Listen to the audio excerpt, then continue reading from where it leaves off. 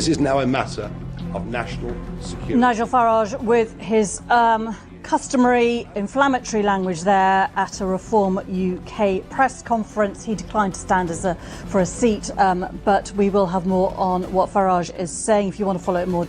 Nigel Farage. Now, an apology. Earlier today, we heard live from Nigel Farage speaking at that election event we just saw. And when we came away from his live speech, I used language to describe it, which didn't meet the BBC's editorial standards on impartiality.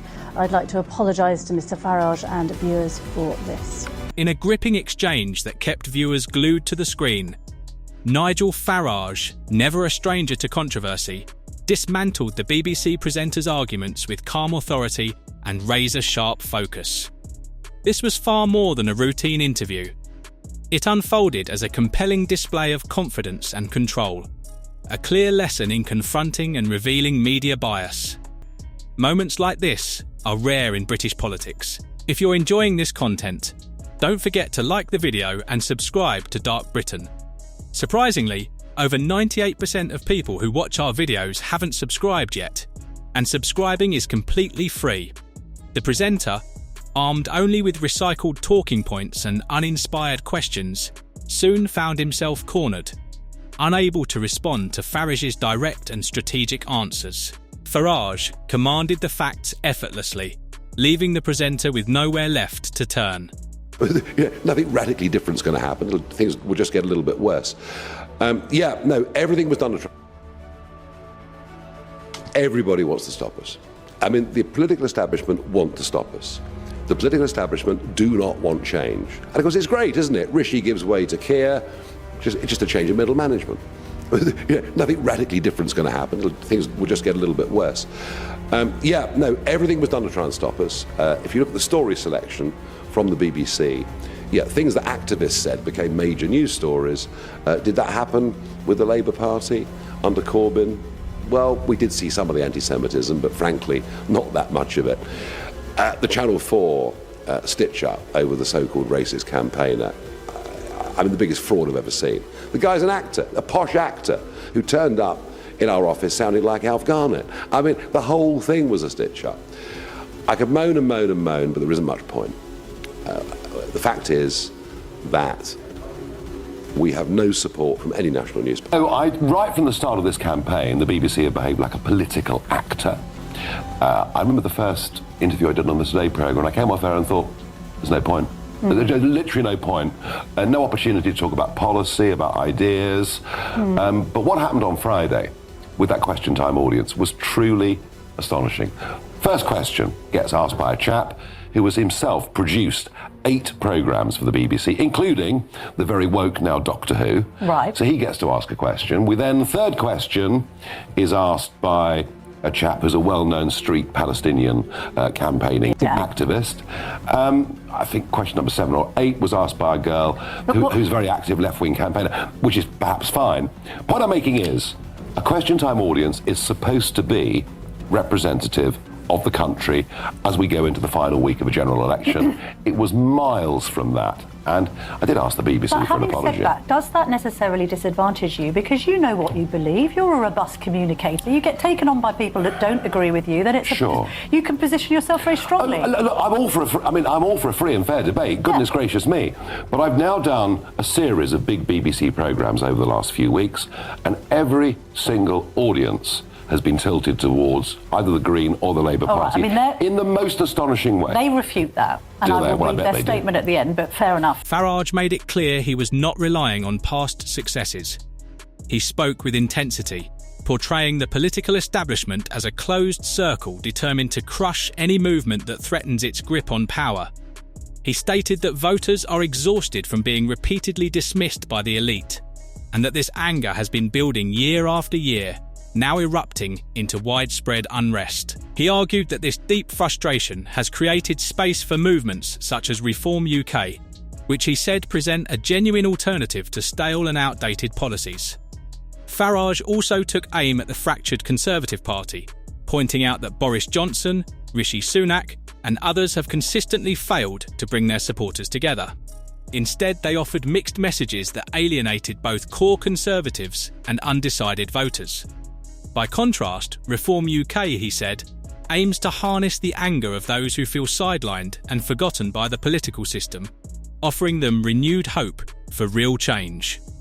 The broadcasters, including GB News, were very limited by Ofcom in terms of the coverage they could actually give us. And the BBC acted as a political actor right throughout. My first interview on the BBC, I did a speech from Dover about the votes and why Labour's plan wouldn't work. And the new BBC News channel took it live. Midway through, they cut off, and the presenter said, well, there's Nigel Farage again using his customary inflammatory language. Just extraordinary. Now, I actually got an on-air apology, but that's not the point. It was clear from the start that the BBC had a political objective. This ran right through the Russia stuff. When Farage shifted his attention to the media, he directly highlighted the BBC as a prime example of why public confidence in journalism is rapidly eroding. He argued forcefully that the media wields enormous influence over how people think and vote. However, instead of exercising that power with fairness and integrity, it often acts as an active participant in a deeply flawed political system. Farage explained that bias is rarely blatant. It appears in the wording of questions, the selective editing of footage, and the subtle ridicule or dismissal of certain viewpoints. These methods, he said, expose the true intentions hidden behind a claimed neutrality. He expressed frustration that the Reform UK movement is routinely portrayed as marginal or insignificant, despite its increasing support and growing impact.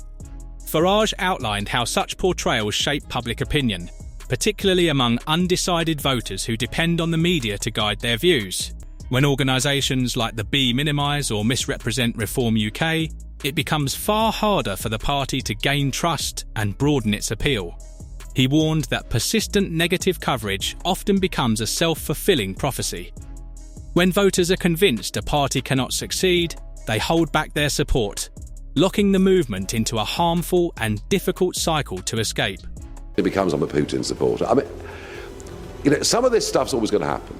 It's politics. People get very tribal.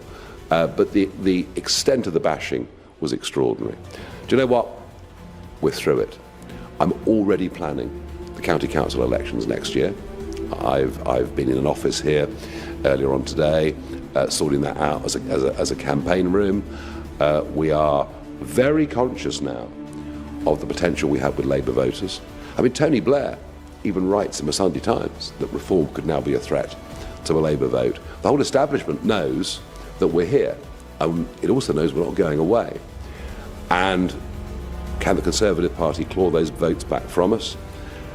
They're so split and divided. I mean, the civil war's broken out already. Nonetheless, Farage openly welcomed the surge of digital media and independent platforms, saying they are reshaping the political landscape. He confidently noted that these outlets provide direct access to the public, cutting out the traditional gatekeepers who have long dominated the flow of information. The expanding online presence of Reform UK, he argued, shows that voters are searching for alternatives to mainstream politics and are increasingly willing to listen to new voices. While he accepted that the journey ahead will not be easy, Farage remained convinced that rising public anger towards biased media will ultimately become a strong driving force behind his party's momentum. Central to his message was the sharp growth in Reform UK's membership. Farage emphasised that this surge is no accident, but a clear reaction to the repeated failures of established parties that have let voters down. He voiced concern for those who feel that neither the Conservatives nor Labour genuinely speak for them. In his view, this shared frustration only strengthens the demand for change and creates fresh opportunities for Reform UK to step forward. Right from the start of this campaign, the BBC have behaved like a political actor. I remember the first interview I did on the Today programme, and I came off there and thought, there's no point. There's literally no point. No opportunity to talk about policy, about ideas. But what happened on Friday with that question time audience was truly astonishing.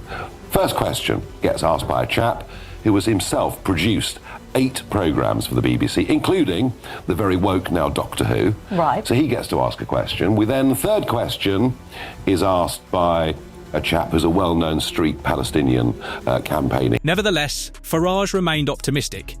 He strongly stressed that alternative media platforms and grassroots movements are now directly challenging the long-held dominance of traditional outlets by giving a voice to those who feel overlooked or misrepresented. In his view, this could signal the start of a new chapter, one in which the media's control over public opinion begins to weaken, allowing people to judge the truth for themselves. Farage's criticism of the media was not a moment of anger or exaggeration. It was a serious warning that, he argued, should not be dismissed. He spoke with intensity about how major broadcasters such as the BBC shape narratives to shield the political establishment. According to him, the problem extends far beyond a single flawed interview. It reflects a deep-seated bias that routinely sidelines alternative viewpoints. He argued that the media should serve as a neutral force in uncovering the truth. Instead, it too often acts as a tool for those in power, breaking the trust of the public. To support his case, Farage cited multiple examples of what he described as unfair treatment of Reform UK. He referred to interviews being abruptly cut off, party figures being misrepresented, and policy positions being reshaped to suit a particular narrative. Farage insisted that this kind of manipulation creates a harmful environment where the public is misled, making it far more difficult for emerging parties like his to reach voters and communicate their ideas openly and effectively. Activist. I think question number 7 or 8 was asked by a girl who's a very active left-wing campaigner, which is perhaps fine. Point I'm making is, a Question Time audience is supposed to be representative of the country as we go into the final week of a general election. It was miles from that. And I did ask the BBC for an apology. Said that, does that necessarily disadvantage you? Because you know what you believe. You're a robust communicator. You get taken on by people that don't agree with you. Then it's you can position yourself very strongly. Look, I'm all for a free and fair debate. Goodness gracious me! But I've now done a series of big BBC programmes over the last few weeks, and every single audience has been tilted towards either the Green or the Labour Party in the most astonishing way. They refute that, and I will read their statement at the end, but fair enough. During the interview, it quickly became obvious that Farage had no intention of sticking to the BBC's expected narrative. He confidently revealed the subtle methods the media often uses to undermine movements like his, and openly accused the political establishment of turning its back on ordinary people. Before pressing on, he issued a direct warning, arguing that the greatest barrier to genuine progress in Britain is the deep-rooted fear of change that dominates much of the political class. For decades, he said, the same career politicians have moved from party to party simply to protect their own power, resulting in a stale and unchanging political system. Farage strongly claimed that broadcasters such as the BBC act as quiet guardians of this system, making sure alternative voices are either ridiculed or pushed aside. His own party, Reform UK, he noted, has faced this treatment repeatedly. Yet despite these obstacles, Farage proudly highlighted the rapid growth of his movement's membership, describing it as clear evidence that more people are recognising the failures of the political elite and demanding meaningful change. What are your thoughts on this video? Share your views in the comments and see you next time.